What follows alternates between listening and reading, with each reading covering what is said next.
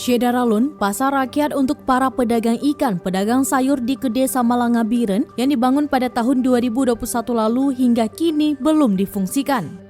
Pembangunan pasar dengan anggaran 3,7 miliar rupiah lebih yang sudah selesai dibangun ini belum diserahkan kepada pedagang.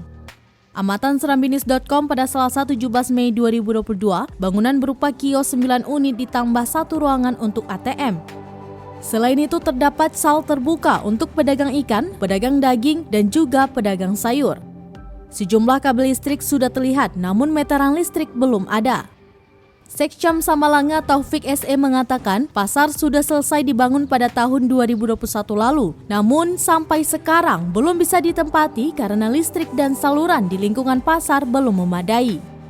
Kadis Perdagangan Perindustrian Koperasi dan UKM Biren, Ali Basya melalui Zulfikar selaku Kabid Penataan Pasar dan Pelayanan Retribusi kepada Serambinews.com pada Rabu 18 Mei 2022 mengatakan pasar sudah selesai dibangun, namun listrik belum ada sehingga belum bisa ditempati.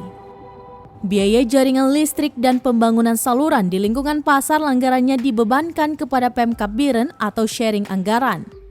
Zulfikar mengharapkan penyusunan perubahan anggaran dalam waktu dekat dapat dialokasi anggaran untuk pemasangan listrik dan lingkungan untuk pasar tersebut sehingga dapat segera difungsikan.